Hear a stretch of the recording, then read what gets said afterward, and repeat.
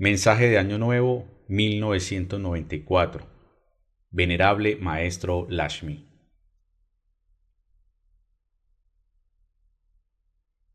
Introducción. Os presentamos, hermanos gnósticos, este mensaje que espero lo lean y lo estudien para tener más comprensión sobre lo que es el mensaje crístico samaeliano. Al llegar hasta ustedes, quiero que me comprendan que en estos momentos nos encontramos en la agonía de una raza y en el nacimiento de nuevos sistemas que llevarán al ser humano al conocimiento de sí, del planeta y del cosmos, para integrar la conciencia del hombre y del universo en un punto donde converge lo que ha sido, lo que es y lo que ha de ser. Nos referimos a un hombre superior que trabaja y vive en vibrante armonía con el cosmos y con Dios. Venerable Maestro Lakshmi. Paiva, 3 de enero de 1994. Capítulo 1. La era de Acuario. Es conveniente que nosotros, los estudiantes del esoterismo crístico, comprendamos que necesitamos pasar por una gran transformación del individuo para poder recibir de la nueva era de Acuario la luz que la caracteriza. Todo estudiante del esoterismo crístico está obligado a producir en su vida, en su mente, en su psiquis, cambios que estén acordes con las exigencias cósmicas para tener un nuevo nacimiento en ideas, en sentir y en obras. La era de Acuario producirá sobre los ejes de la Tierra grandes revoluciones que cambiarán totalmente todos los sistemas, exigiéndonos a la vez que produzcamos cambios que vayan en concordancia con las exigencias de la era y del cosmos. Si así no fuese, quedaríamos estancados en la evolución, trayendo como corolario un regreso inmediato por la descendente involutiva. Es necesario romper todo nexo que hayamos tenido con los sistemas que han mantenido al hombre vegetando, estancado dentro de los dogmas, produciéndose grandes luchas entre la tesis y la antitesis, llevándolo a través del bien y del mal, perdiéndolo cada día y alejándolo de la verdad que nada tiene que ver con los criterios producidos por la mente y afirmados por una sociedad inconsciente. La era de Acuario nos exige una revolución consciente, con el propósito de elevarnos en octavas superiores para encontrar el camino del Cristo, el cual se encuentra libre de todo nexo y de pactos con sistemas que están en decadencia y que han perdido los basamentos de la conciencia objetiva y se sustentan, como ya dijimos, en simples conceptos, teorías, opiniones que, a la luz de la verdad y dentro de todo punto de vista, son discutibles. Capítulo 2. La luz. Querido lector, queremos llegar hasta usted haciendo este planteamiento sobre la luz primero que todo. Preguntémonos, ¿qué es la luz? La luz es aquella que nos permite ver y conocer toda forma, las dimensiones y por ende nuestro camino. Existe la luz artificial para ver en las noches oscuras. Existe la luz del sol para diferenciar el día y la noche. Pero hay una luz la cual nos permite ver lo bueno y conocer lo malo. Esa luz que se procesa más allá de las formas. Esa luz que no está sometida al tiempo, a los días ni a las noches. Esa luz que, si tenemos cuerpo físico, nos alumbra y que, después de la muerte, nos guía. Esa luz que nada tiene que ver con las tempestades, con los nubarrones, con las convulsiones de los elementos, porque ella está más allá y nos permite ver, conocer y comprender todos los actos de nuestra vida. Nos queremos referir a la luz que ilumina nuestra conciencia, permitiéndonos alumbrarnos, iluminarnos y alumbrar el camino de otros. Esa luz que hace su advenimiento en nosotros como recompensa de los esfuerzos que hacemos luchando contra nuestras propias tinieblas. La luz es un atributo propio de los hombres y las mujeres que, obstinados de andar en oscuras, han preferido sacrificar su propia ignorancia, su propio egoísmo, sus propias pasiones, sus propios instintos, para crear la luz. Querido lector, más allá del umbral de la era de Acuario nos espera la era de luz, pero necesitamos que cada uno de nosotros se prepare para recibirla, para encarnarla, y así, todos unidos, bañados e inundados por esa luz, cantaremos alabanzas al Señor, diciéndole: Dios mío, yo, mísero gusano de este mundo, ¿qué he hecho para ganarme esto? ¿Cuáles han sido mis atributos que me han permitido entrar a la era de la luz? No creo tenerlos, pero tú, por tu grandeza y tu amor, me has permitido llegar hasta aquí para ver un mundo nuevo, una humanidad regenerada y, sobre todo, hombres y mujeres con amor. Dios mío, permitid que el oscurantismo de los mundos y de todas las criaturas reciban también esta luz. Permitidme, Señor, que, si alguna alma encuentro en mi camino que anda en oscuras al escuchar las notas de mi verbo, comprenda la necesidad de seguir el camino de la luz, para que también, así como las estrellas que brillan en las noches oscuras, ayuden a muchas otras estrellas que no tienen brillo, porque no han creado su luz propia. Yo sé que, más allá de este primer triunfo de la entrada a la era de la luz, hay muchos otros triunfos que me han de servir no solo para encarnar la luz, sino para convertirme en ella misma, en Dios. Capítulo 3. Origen de nuestro camino.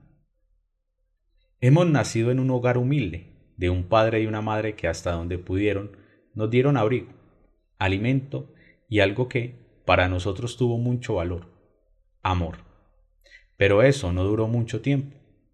Cualquier día, por efectos de la vida y por circunstancias del destino, fuimos lanzados al mundo donde tuvimos que conocer muchas gentes de diferentes condiciones, las cuales, en cierta forma, hicieron parte de nuestra formación, ya que, por una conducta gregaria, imitábamos sus costumbres, sus dichos y sus hechos. En esos tiempos considerábamos que dentro de una sociedad eso era normal. Así pasaron los años hasta cuando un día alguien en nuestro camino nos habló de la conciencia, nos habló de un cambio, nos habló del individuo y nosotros empezamos a comprender que todo eso que habíamos aprendido de la sociedad, de las personas que nos rodeaban, no era más que el resultado de un mundo y una sociedad descompuesta, llena de errores, llena de prejuicios. ¡Qué dolor! Ya era tarde, demasiado tarde para corregir cosas ya hechas y no cargar en nuestra conciencia el dolor de tantas equivocaciones. Le preguntábamos a las personas que considerábamos que tenían conciencia y nos decían que eso no era malo, que era apenas normal, llevándonos esto a la conclusión que si el individuo no cambia, la sociedad no lo hace. Empezamos nuestro viacrucis dejando en cada una de las estaciones toda una cantidad de errores, vicios y costumbres, recibiendo como recompensa por este hecho látigos, atropellos, torturas, porque el mundo no permite que un iniciado deje en su camino toda esa gama de elementos de vicios que ha traído durante su vida, y las personas que nos lo han enseñado no soportan el hecho de que nosotros cambiemos sus enseñanzas por la doctrina de mi Señor el Cristo.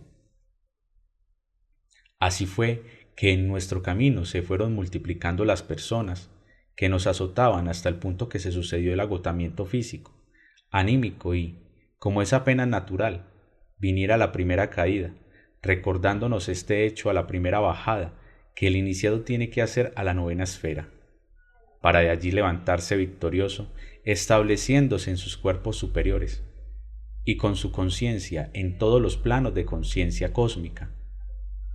No soltamos la cruz porque, como símbolo de redención, en ningún momento la bajamos de nuestros hombros, gracias a esos cirineos que han aparecido por una ley de Dios. Continuando nuestro camino, vino la segunda caída, donde recibimos toda clase de vituperios, látigos, y se pudo comprobar que, en el camino de los iniciados, se diferencia el neófito, el discípulo y el maestro. El neófito no comprende el drama, el discípulo lo malinterpreta para que el maestro pueda ser coronado rey de su propio mundo, demostrando con esto que conoce, comprende y acepta el viacrucis, único medio que existe para calificar su proceso. Continúa nuestro camino. Viene la tercera caída, donde los pocos compañeros, discípulos e iniciados se sintieron desfallecer al no comprender lo que pasaba. Creyeron que se trataba de un juzgamiento, sin justicia, pero con el permiso de Dios. Querido lector, quizás lo que aquí estás leyendo sea algo insólito e incomprensible, porque solo se ha conocido el drama cósmico presentado por nuestro adorable Jesucristo. El drama de los iniciados serios son pequeñas réplicas de un drama cósmico. En este camino nos dimos cuenta que, si no retomamos la conciencia, la voluntad y la inteligencia, no podríamos dejar al mundo y retirarnos sin toda esta gama de situaciones para retomar el camino de Dios. Quien no sea capaz de acabar con el sentimentalismo, los apegos, las pasiones y romper con las imposiciones que le hace una sociedad, no podría soportar las torturas, los atropellos que el mundo le hace por el solo hecho de haber tomado la cruz y seguir al Cristo en su camino. Pero queremos aclarar que la felicidad, que la paz y el amor que nos da la divina gracia en el camino, es la única que nos puede sanar las heridas que nos quedan en el cuerpo, en la mente y en la psiquis, cuando nos arrancamos aquellas inhumanas creaciones que, a través de aquellos tantos siglos, hemos formado. Es necesario amar a Dios sobre todas las cosas, conocer, comprender y vivir la doctrina del Salvador del mundo, el Cristo. Amar, perdonar y purificarse para que la doctrina del Espíritu, el Dios de los dioses y el dador de la vida, nos conceda la gracia de morir para el mundo y nacer para Dios. Capítulo 4. El pueblo de Dios. Queremos en este capítulo hablar con usted, querido lector, sobre algo que ya ha sido dicho pero poco comprendido en relación a lo que es un pueblo que ha tomado la decisión de acatar y cumplir la ley de Dios. Todas las creaciones que hay sobre la faz de la tierra, las plantas, los animales y las gentes, son hijos de la vida, que es una corriente que marcha en la horizontal, reproduciéndose y naciendo por la semilla de cada especie. Esa semilla no es otra cosa que la parte sexual, que es fecundada para que se geste y nazcan nuevas criaturas de su misma especie. Esto es obvio y muy natural, que ni siquiera la ciencia oficial lo podría desmentir. Esa semilla, si no es fecundada conscientemente por el amor, no puede dar más que criaturas mecánicas, en el sentido que si es humano, estaría dotado de 5 centros, que lo harían actuar de acuerdo a su respectiva característica. Centro pensante, lo llevará a pensar, a razonar hasta el punto que lo hace creer que todo lo que existe, lo que comprende y lo que hace, tiene que ser el resultado de sus pensamientos. Centro motor, lo llevará a producir movimientos voluntarios e involuntarios, deseos de ir y de venir, sin comprender cuáles son las razones que lo impulsan y lo mueven. Centro emocional, le producirá toda serie de conflictos, acciones y reacciones, placeres y sufrimientos, cosas estas que se hacen insoportables.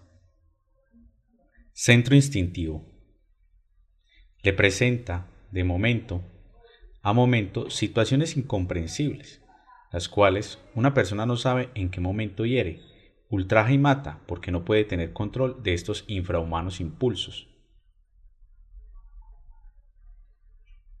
Centro sexual, le produce una energía que, por no tener control, no se puede utilizar para la obra de Dios, sino que pide ser estimulada por bajas pasiones e instintos, llevando a la persona al peor de los fracasos, la muerte segunda.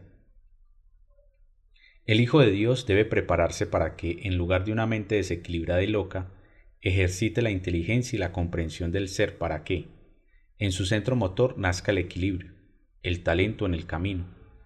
En su centro emocional haya amor, discernimiento, altruismo, seguridad. En su centro instintivo haya reflexión, control de sus impulsos y, en el centro sexual haya purificaciones, voluntad y amor. El pueblo de Dios se compone de aquellos individuos que han comprendido que es un nacimiento diferente, que no depende de creencias, dogmas ni escuelas, sino lo contrario, es el resultado de un trabajo continuo, tenaz que la vida nos muestra y que nosotros nos lo imponemos con la única finalidad, llegar a ser hijos de Dios. Ese trabajo del nacimiento espiritual está basado también en una semilla que nosotros seleccionamos para la gran obra, pero que está impregnada de amor, está impregnada de voluntad, está impregnada de comprensión. El amor fecunda la semilla, la voluntad la libra de los peligros, la comprensión nos hace tenaces en el propósito. El pueblo de Dios en la era de Acuario serán aquellos hombres y mujeres que se disponen a vivir unidos por el amor, a luchar por una misma causa, la integración y llevar como lema la cooperación, para establecer en estas tierras nuevas, en ese mundo nuevo, nuevas ideologías que se encargarán de conducir la humanidad por un camino lleno de esperanza, lleno de fe, lleno de amor y, sobre todo, de seguridad. Capítulo 5. El rescate de un pueblo. Querido lector, estamos en una época de situaciones inciertas en las que nadie sabe si va o viene, si sube o baja, si anda o desanda. Verdaderamente una confusión. Estamos siendo estimulados por una ciencia que solo conduce a un avance tecnológico, pero que nada tiene que ver, ni puede hacer por el rescate del hombre hacia tierras seguras, fuera de los peligros. Estamos conviviendo con sistemas que son un verdadero fracaso. Me quiero referir a los sistemas políticos donde se perdió el respeto del hombre hacia el hombre. Se ha perdido el valor de la palabra, se ha perdido la honradez, se ha perdido la honestidad, se ha perdido el amor. Son razones estas más que suficientes para darnos cuenta de quiénes son nuestros caudillos, que promulgan un mundo mejor, afirmando con esto su propia mentira, su propia incapacidad de conducción. Los sistemas religiosos se han convertido en antros de bribones, pendencieros, mentirosos y desalmados, predicando a los cuatro vientos doctrinas que nada tiene que ver con el amor. Si hablan de amor es un amor condicionado por sus propios dogmas, por su propia maldad y sobre todo por su propio egoísmo.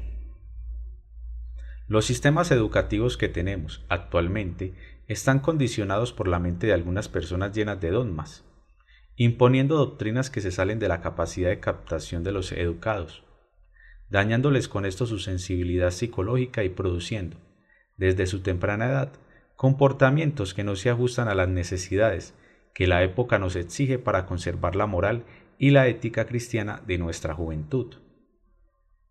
Los sistemas de trabajo han olvidado que este planeta debe estar habitado por personas con un conocimiento general que conozcan, comprendan y practiquen diferentes actividades para que se pueda sostener en equilibrio una sociedad y un mundo que necesita de un avance en las diferentes ramas del saber. Es necesario, querido lector, que usted comprenda que esto que aquí estamos enumerando no es más que el resultado de una sociedad que no pudo seguir avanzando dentro de una evolución. Se le ha cortado el paso entrando dentro de una degeneración de sus propios sistemas y, por ende, de la persona. Necesitamos rescatar un pueblo, pero ese rescate no es por sus creencias, por sus dogmas, por su intelecto. El hombre se debe rescatar a sí mismo mediante un cambio en su vida, en su mente, en su psiquis. Tiene que arrancar de su mente todos los nexos que tenga con estos sistemas degenerados y anticuados. Tiene que arrancar de sus sentimientos las falsas doctrinas y enseñanzas anticuadas que esta sociedad le ha impuesto. Tiene que formar dentro de sí mismo una doctrina propia de su ser interno, cimentada en los tres peldaños fundamentales de una humanidad solar que son el amor, la voluntad y la conciencia. Solo así podrás ingresar a ese núcleo de personas que serán rescatadas de los escombros de esta sociedad. Para esto necesitamos comprender que Dios ha enviado sus mensajeros para enseñarnos una doctrina que, al vivirla, nos elevará a esferas superiores del saber y del ser, fundamento necesario para ingresar a un éxodo. Pero ten presente, querido lector, que en esta modalidad de trabajo a nadie se le impone, a nadie se le condiciona, es cada persona la que debe producir estados superiores de comprensión, continuidad de propósito, para que no interfieran los elementos que en nuestro interior cargamos y que, en ningún momento, quieren abandonar sus viejos moldes y condicionamientos en que se han venido desenvolviendo a través de los tiempos. La luz de la era de Acuario no puede penetrar en una mente caduca y degenerada. La luz de la era de Acuario no puede penetrar en nosotros si continuamos con ese falso sentimiento egoico. La luz de la era de Acuario no puede penetrar en nosotros si no producimos cambios radicales con la firme intención de formar individualidad. Es usted, querido lector, un invitado de honor para constituirse en uno más de esa gran campaña universal del Cristo, al rescate de su pueblo. Pero óigame bien, es usted y nada más que usted quien tiene el poder de producir en sí mismo los cambios necesarios para poder calificar y dar las condiciones para este plan divino. Por la luz del Cristo, por el amor del Cristo, por la cooperación con el pueblo de Dios, ayúdenos a coronar este trabajo por el nacimiento de una nueva era de luz en el corazón del pueblo de Dios. Capítulo 6. Hacia una nueva epifanía. Para emprender un viaje que nos ha de conducir al conocimiento de nosotros mismos, del universo y de los dioses, llevando en nuestra compañía la luz de un infinito encarnado en nuestro corazón, y teniendo como guías a una Madre amorosa, a un Padre bien amado y a un Cristo Redentor, que nos mostrarán las razones por las cuales hemos tenido que pasar por tantas etapas de la vida. Queriendo expresar las razones que nos han inducido a compartir nuestra vida, descompuesta con tantas criaturas de iguales condiciones, nos hemos encontrado con respuestas enigmáticas para demostrarnos que nadie es culpable de nuestros propios errores. Es por eso que hemos comprendido que sólo el perdón de una Madre amorosa, que sólo la sabiduría de nuestro bien amado, que sólo el amor del Cristo íntimo, han podido llegar hasta esta tierra inhóspita y baldía, no sólo para rescatar a un hombre, sino para rescatar la conciencia, emancipándola del yugo de nuestros propios errores, y siguiendo de uno en uno hasta conquistar a un pueblo que ha creído y ha confiado en esa luz y fuera del más allá, y haciendo un llamado desde el corazón del individuo, le invita a elevar su mirada hacia el Altísimo y clamar con gran voz: Dios mío, ¿dónde estabas, que no te había visto? Y él te dirá: no me habías visto, pero me habías sentido, pero por tu necedad y poca fe no me habías prestado atención. Preferiste revolverte en el lodo de la tierra antes de reconocerme. Preferiste oír a tus dioses de la tierra antes que obedecerme. Preferiste rendirle culto a tus dogmas y creencias antes que hablar conmigo. Pero hoy que lo haces, te doy amor a cambio de tu desobediencia, te doy sabiduría a cambio de tu terquedad, te doy conciencia a cambio del silencio que has tenido para conmigo. Con la conciencia iluminarás tu camino, con la inteligencia no te dejarás engañar más, y con el amor nos integraremos los dos. Tú exclamarás: Dios mío, antes de este instante, ¿cuál era la inteligencia que tenía? Antes de este instante, ¿cuál era la conciencia que tenía? Antes de este instante, ¿cuál era el amor que tenía? Y ya integrado con Dios, te dirás: la conciencia era un falso concepto, la inteligencia un intelecto mal dirigido y el amor un falso sentimiento. Capítulo 7. Reflexionando a solas. Quisiéramos en este capítulo llegar hasta tu conciencia, querido lector, contando nuestras enigmáticas anécdotas como si fueran personajes salidos del interior de la tierra y que, desfilando alrededor de nuestra imaginación, cada quien ha ido diciendo lo que en su orden corresponde. Aparece un personaje y dice: ¿cuánto tiempo he andado contigo y ni usted ni yo nos conocíamos? Sin embargo, tú obedecías a todas mis picarescas actitudes de las cuales yo me deleitaba, pero que hoy en día ya los dos nos conocemos, pero que tú ni yo nos comprendemos. Por lo tanto, me retiro de tu mundo y me interno en el mundo de los otros. Como desfile de amigos, aparece otro y dice: yo tampoco te conocía, sin embargo, qué momentos felices vivimos los dos, porque yo me expresaba a través de tu sentir y nos deleitábamos de pasiones e instintos que satisfacían mis necesidades. Pero hoy en día veo que usted ha muerto para mí, por lo tanto, continuaré viviendo en el mundo de otros.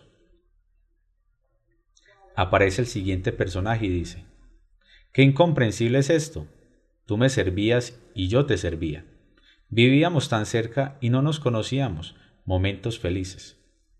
Vivíamos vistiendo bonito, luciéndole a todos sin revolvernos con los más desventurados, pero hoy no soporto tu actitud, prefiero marcharme al mundo de otros y te detesto por cobarde, por miedoso y, sobre todo, por la actitud que has tomado. Así fueron desfilando uno a uno muchísimos elementos, y yo me decía al verlos retirarse, estos compañeros volverán. Pero mi conciencia y comprensión, hechas persona, me decían, si tú cambias de actitud y vuelves la mirada atrás, ellos regresarán y serán tus peores enemigos. Si tú continúas dirigido por tu luz interna, ellos se internarán en la oscuridad del mundo y formarán en la sociedad grandes torbellinos y confusiones para conseguir que muchas personas hagan lo que usted antes hacía. Y yo me decía, qué dolor, solo con el amor del Cristo podré recompensar tanta ayuda que he recibido de esta humanidad. Solo luchando por mi querida hermana, la humanidad, podré hacer que alguno de ellos también consiga el momento de ver desfilar a estos enigmáticos personajes que han conmovido en nuestro mundo tantos siglos, pero que, debido a sus incomprensibles presencias, no hemos podido conocerlos, comprenderlos y arrancarlos de nuestras entrañas. Querido lector, tú, que andas por este sendero, cuídate mucho de los halagos del mundo. Comprende que eso es pasajero. Respeta las ideas a todos. Respeta las ideas a todos porque, si tú las censuras, puede ser que compartas con otros una doctrina falsa, que no es tu ser. Camina despacio para medir la distancia de tu paso.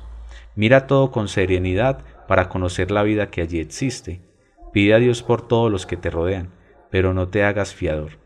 Respeta el derecho de todos, para que no te identifiquen, que eres un caminante del sendero de la vida y de la vida crística. Trata de enseñar con palabras sencillas, con mirada serena y sobre todo con paso firme. Detente a mirar los ríos y los arroyos, para que te des cuenta que la vida siempre avanza y no por eso. Deja de tener millones de creaciones que se estancan porque no avanzan con ella. Mueren y nacen en un mismo lugar y, lo peor de todo, sin avanzar en condiciones espirituales.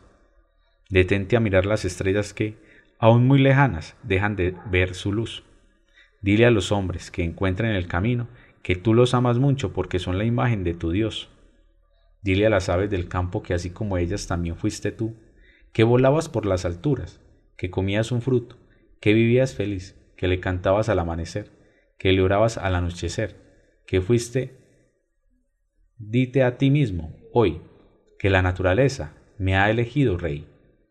No me preparé para elevarme hacia la libertad del infinito, sino que el mundo me atrapó y me hizo su rey, convirtiéndome en un esclavo sin libertad, sin paz y lo más triste y doloroso, sin amor. Venerable Maestro Lakshmi.